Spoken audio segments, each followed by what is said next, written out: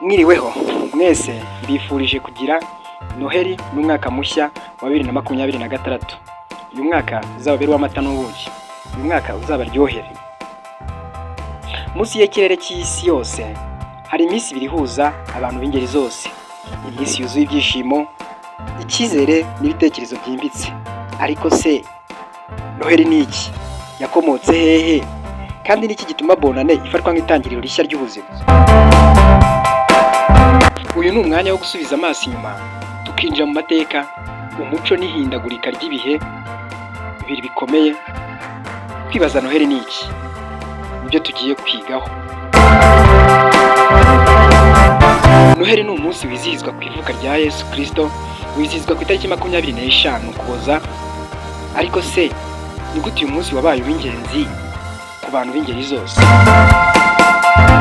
Mu myemerere ya Gikristo, Yesu avugwa nk'umukiza w'isi, wavukiye i Betelehemu mu bwiyoroshye bukabije, nta ngoro, nta butunzi, ahubwo ari urukundo n'icyizere gusa yari afite mu isi yazanye.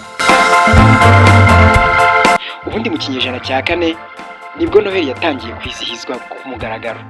Ubu Kristo bugenda bukwira isi. Uko imyaka yagiye iza, Noheli yahindutse umunsi w'ikiruhuko, umuco n'ibirori. None se ubundi Noheli yizihizwa gute mu bice bitandukanye by'isi?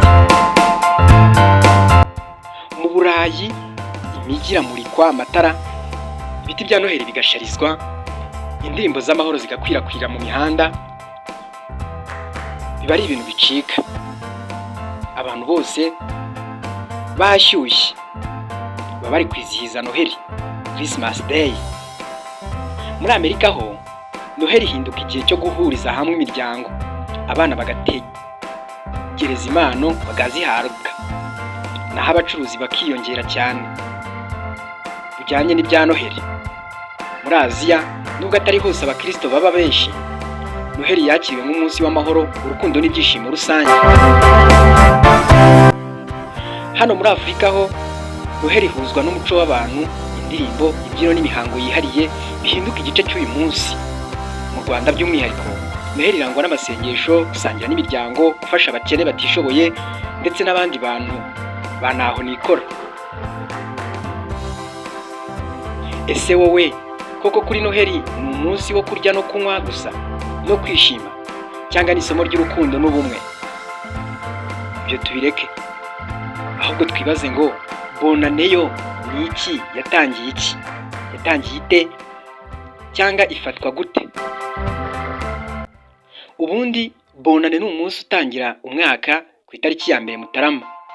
Inkomoko yayo ishingiye ku Baroma ba kera, bahaga icyubahiro Imana Jamusi, Imana ireba inyuma n'imbere cyarimwe. Ibyo byatumye bonane ifatwa nk'umwanya wo gusuzuma ibyahise no gutekereza ejo hazaza.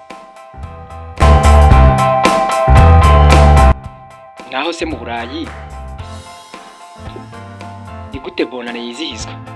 Mu Burayi no muri Amerika imiriro iraraswa, ibyo bita fireworks, indirimbo z'ibirori bigakomeza ijoro ryose. Muri Aziya bonane ihuzwa n'imihango yo kwifurizanya amahirwe ndetse n'ubukire nk'uko imana zabo zibitegeka. Muri Afurika ni igihe cyo guhurira hamwe bagasangira ndetse bakanifurizanya amahoro. None se mu Rwanda ko byaba biteye bite? Mu Rwanda ijambo bonane risobanura byinshi kuruta umunsi mushya.